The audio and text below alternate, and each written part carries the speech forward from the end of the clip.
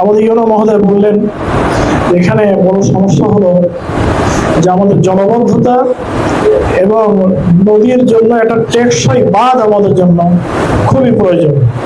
এই বিভাগীয় কর্মকর্তা তিনি তাই বলেছেন। সারা সাতক্ষীরাতেই জলবদ্ধতা একটা প্রকট সমস্যা।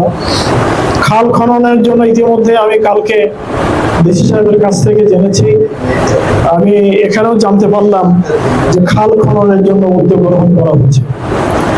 কিছু বিষয় আছে যেখানে খাল নাই অথচ পানি নিষ্কাশন হয় না, এমন ভাবে ঘের ভেড়ি তৈরি করা হয়েছে, বসত বাড়িগুলো এমন ভাবে তৈরি করা হয়েছে যে পানি নেমে যাওয়ার কোনো পথ আমরা করে দিতে পারি। সেজন্য আমাদের সম্মানিত চেয়ারম্যান বৃন্দ যারা আছেন তাদেরকে অনুরোধ করব আপনারা এই ব্যাপারে সহযোগিতা দেবেন, যাতে করে পানি যাতে নেমে যায়, নিষ্কাশন করা যায়, নদীতে পানি পৌঁছতে পারে, সে ব্যাপারে আমরা যেন সহযোগিতা পাই।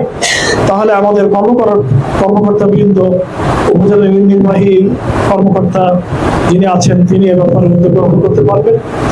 আমি সংসদে এবং মন্ত্রণালয়ে যে ডিপার্টমেন্টের যে বিষয়ে আলোচনা করার দরকার আমি আপনাদের বক্তব্য বলি এবং আরো বিষয়গুলি জেনে বুঝে আমি সেই বিষয়গুলি যথাস্থানে পৌঁছে আলোচনা করে সমাধান